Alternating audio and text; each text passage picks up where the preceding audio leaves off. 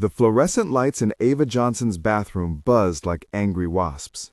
She squinted at her reflection, trying to ignore the water stain spreading across the ceiling, another thing Mama couldn't afford to fix. At 12 years old, Ava had learned not to ask about repairs, bills, or why their apartment always smelled faintly of mildew and someone else's cooking. "Baby, you ready?" Monica's voice carried through the thin walls, tinged with exhaustion that no amount of coffee could mask. Ava touched the necklace resting against her collarbone, a delicate silver chain with a small charm that caught the light like a secret. Her fingers traced the intricate pattern carved into its surface, feeling the grooves her grandmother's hands had shaped decades ago. "Coming, Mama." She smoothed down her dress, the only nice one she owned, bought from Goodwill 3 months ago. It was too short now, hitting awkwardly above her knees, but it would have to do. Tonight, her school was performing at some fancy charity gala downtown. Mrs. Patterson had chosen Ava to give the opening speech, probably because she was articulate and well-spoken, code words white teachers used when they were surprised a black girl could string sentences together. The bus ride to downtown Atlanta was 43 minutes. Ava counted every one. The Westin Peachtree Plaza ballroom smelled like money. Expensive perfume, aged whiskey, and something Ava couldn't quite name but knew didn't exist in her neighborhood. Crystal chandeliers threw fractured light across marble floors so polished she could see her scuffed sneakers reflected back at her. She'd forgotten to pack her church shoes. Around her, white people in designer suits sipped champagne and laughed at jokes she didn't understand. A few glanced her way, quick, assessing looks that made her want to disappear. She clutched her note cards tighter, the edges already damp with sweat. "Remember," Monica whispered, adjusting Ava's necklace one last time. "You belong here just as much as anybody else. Don't you forget that." But Ava could feel the weight of eyes on her, measuring, judging. The necklace suddenly felt heavy against her chest. The performance went smoothly enough. Her classmates sang, stumbling through the choreography Mrs. Patterson had drilled into them. Parents clapped politely. Then it was Ava's turn. She stepped forward, and the room's energy shifted. Someone dropped a glass. The sharp crack echoed through the sudden silence. Ava's eyes found the source. A tall white man in an immaculate navy suit, frozen mid-step, champagne spreading across the floor at his feet. His face had gone sheet white, eyes locked on something around her neck with an intensity that made her skin prickle. "Sir!" A server rushed forward with napkins. The man didn't move, didn't blink. His chest rose and fell rapidly, like he'd forgotten how to breathe. Ethan Cole. She recognized him from the program. Billionaire, real estate mogul, the gala's primary sponsor. And he was staring at her like she'd conjured his worst nightmare. "Where did you get that?" His voice cut through the murmurs, rough and desperate. Ava's hand flew to her necklace. What?" "That necklace." He moved toward her, and something in his eyes made her step back. "Where did you get it?" Not a question, a demand.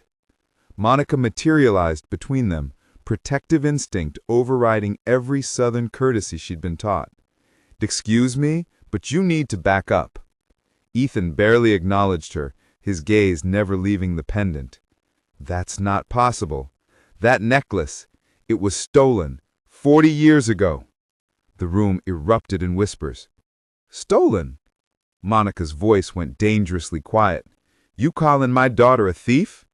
I didn't mean. That necklace belonged to my mother before she died. It was taken from her hospital room in 1984. Ava's heart hammered against her ribs. "My grandma made this. It's been in our family since—" "Your grandmother?" Ethan's laugh was sharp, bitter. "Let me guess. She worked at Piedmont Hospital, had access to patient rooms?" Monica's jaw tightened. My mother was a nurse, yes, an honest woman who worked herself to the bone to steal from dying patients." Ethan's composure cracked, revealing something raw and wounded beneath. "I've been searching for that necklace for 40 years. Do you have any idea what it means to me?" "Do you have any idea what you're accusing us of?" Monica shot back. Security guards appeared at the edges of Ava's vision. Mrs. Patterson rushed over, stammering apologies. Other parents pulled their children back, as if whatever was happening might be contagious. Ava stood frozen, the necklace burning against her skin like a brand. Her classmates stared. Some whispered. She caught fragments, knew she didn't belong here, probably did steal it. What did you expect? Ethan pulled out his phone, fingers trembling as he scrolled through photos. He thrust the screen toward them, a black and white image of a young white woman wearing an identical necklace, her smile soft and sad. "My mother," he said quietly, 3 days before she died, wearing that exact piece. Ava's breath caught. The necklace in the photo was identical, down to the tiny imperfection in the charm's upper left corner, a small nick her grandmother had always said made it unique. But that was impossible, wasn't it? Monica's expression shifted from anger to something more complicated. Confusion? Maybe even fear? My mother never... I want it back." Ethan's voice was steel wrapped in velvet. "That necklace is mine. It's all I have left of her." "It's not yours," Ava heard herself say. The words came out stronger than she felt. "It's mine. My grandma gave it to my mama, and my mama gave it to me." Ethan's eyes met hers, really met them, for the first time. She saw pain there, yes, but also something that looked like recognition, like he was seeing someone else's face superimposed over hers. "I'll pay you," he said suddenly. "Name your price. 10,000, 50, whatever you want." The room went silent again. But this time, the quality of the silence had changed. People leaned forward, eager to see what the poor black girl would do when offered more money than she'd probably ever seen. Ava felt heat crawl up her neck. "It's not for sale. Everyone has a price.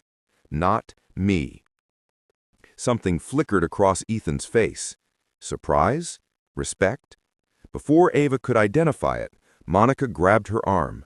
"We're leaving. Now." "Wait!" Ethan reached out, and 3 security guards moved forward simultaneously. "Don't," Monica warned. "Don't you dare touch my daughter." She pulled Ava toward the exit, past the staring faces and whispered judgments. Behind them, Ethan called out, his voice cracking with something that sounded almost like desperation. "Please, I just want to know the truth. About my mother, about that necklace, about why it ended up around your daughter's neck." Monica didn't stop, but Ava did. She turned back, one hand on the necklace, feeling its familiar weight. Ethan stood in the center of that glittering ballroom, surrounded by wealth and power, and somehow looked more lost than she'd ever felt in her entire life. "Maybe," Ava said slowly, "the truth is bigger than both of us." Then she let her mother pull her into the night, leaving behind a room full of questions and one billionaire whose world had just shattered over a 12-year-old girl's necklace. The truth, Ava suspected, was about to get a whole lot more complicated. The text message came 3 days later, lighting up Ava's cracked phone screen at 11:47 p.m. "I need to apologize and explain. Please. Ethan Cole." Monica snatched the phone before Ava could respond. "Absolutely not. That man accused us of being thieves in front of half of Atlanta." "But Mama—" "No." Monica's voice was final. "Men like him don't apologize. They buy..." Flowers arrived the next morning, expensive ones that made their neighbor, Mrs. Chin, whistle low. Then a handwritten letter, then another. By the 4th day, even Monica's resolve was cracking. He says he has proof, she admitted, staring at the latest envelope. Hospital records, photos. He wants to show us everything. Ava looked up from her homework. So let's see it. Baby, you don't understand. Men with that kind of money, they can make proof say whatever they want. Or maybe, Ava said quietly, touching the necklace that hadn't left her neck since the gala. Maybe he's telling the truth. And maybe Grandma's story is bigger than we thought. Monica's jaw tightened, but something in her eyes shifted, curiosity winning over caution. They met at a coffee shop in Midtown, neutral territory. Ethan arrived early, looking nothing like the polished billionaire from the gala. His shirt was wrinkled, shadows dark beneath his eyes. He stood when they entered, and Ava noticed his hands were shaking. Thank you for coming. I didn't think you would. Monica slid into the booth across from him, keeping Ava close. You've got 15 minutes. Talk. Ethan opened a worn leather folder with the careful reverence of someone handling something sacred. Inside were photographs, dozens of them, some so old they'd faded to sepia. This is my mother, Eleanor Cole, born Eleanor Washington, 1952, right here in Atlanta. He slid a photo across the table. A young black woman smiled back at them, wearing a nurse's uniform and an unmistakable necklace. Ava's breath caught. Monica went very still. My mother was black? Ethan's voice cracked. I didn't know until I was 16. She'd been passing for white since before I was born. It was the only way she could marry my father, work in hospitals that wouldn't hire black nurses, live in neighborhoods that wouldn't sell to black families. Monica's expression remained guarded. That still doesn't explain. She worked at Piedmont Hospital with a woman named Ruth Johnson. Your mother. He slid another photo across. 2 young nurses, arms linked, laughing in front of the hospital. One was Eleanor. The other was unmistakably Ava's grandmother. They were best friends, Ethan continued. More than friends, sisters, by choice if not by blood. When my mother decided to pass, Ruth was the only person who knew the truth, the only person she trusted. Ava traced the edge of the photograph. What happened to her? She got pregnant. With me. Ethan's voice dropped. My father's family found out about her background. They gave her a choice: disappear and never contact me again, or they'd destroy Ruth's career, have her nursing license revoked, make sure she never worked in Atlanta again. The coffee shop noise faded. Someone's laughter felt obscene against the weight of what Ethan was saying. She chose to protect Ruth, and me in her own way. She thought if I disappeared, I'd have the life she never could: money, opportunity, acceptance. His eyes glistened. I spent 40 years thinking she abandoned me because I wasn't enough. I never knew she sacrificed everything to keep me safe. Monica's hand found Ava's, squeezing tight. The necklace? The night before she left, she went to Ruth, gave her the necklace, the only thing her own mother had given her, made Ruth promise to keep it safe, pass it down, let it carry the truth she couldn't tell. Ethan pulled out a final document, a handwritten letter, the paper thin as tissue. Ruth kept her promise. She wore it every day until she died. Then your mother wore it. Now, Ava. Ava's throat felt thick. So my grandma, she protected your mom? She loved her. Ethan wiped his eyes roughly. And when I saw that necklace around your neck, I didn't see a theft. I saw my mother. I saw every choice she made, every sacrifice. And I couldn't handle it, so I lashed out at the easiest target, a 12-year-old girl and her mother. I'm sorry. The silence stretched. Monica stared at the photographs, at the faces of 2 women who'd loved each other enough to keep secrets that spanned generations. Why tell us now? Monica asked finally. Because I'm tired of living with lies. Tired of pretending I don't know where I come from. Ethan looked at Ava. You stood in that ballroom and said the truth was bigger than both of us.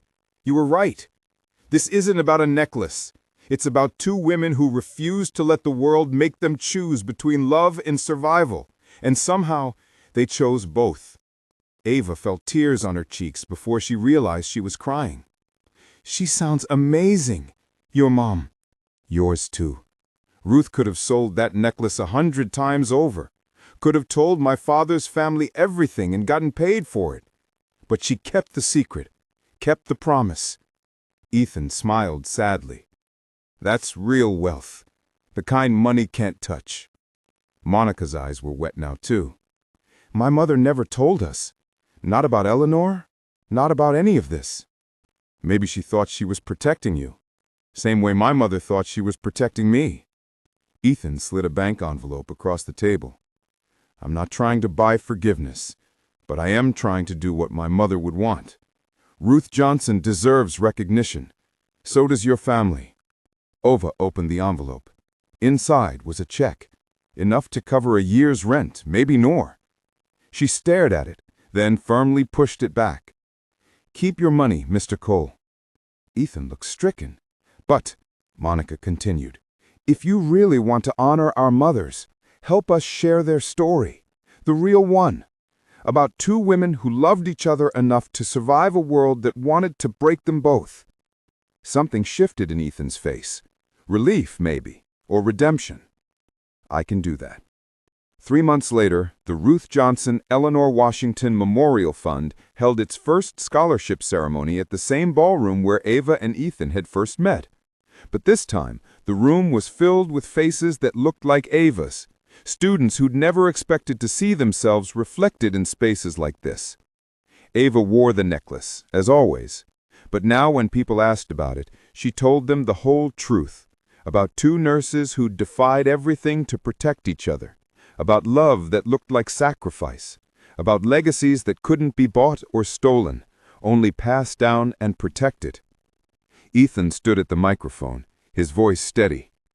My mother taught me that real courage isn't about having everything. It's about giving up everything for the people you love. Ruth Johnson understood that.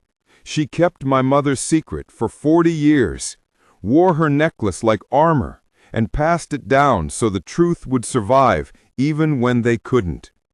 He looked at Ava, standing next to Monica in the front row.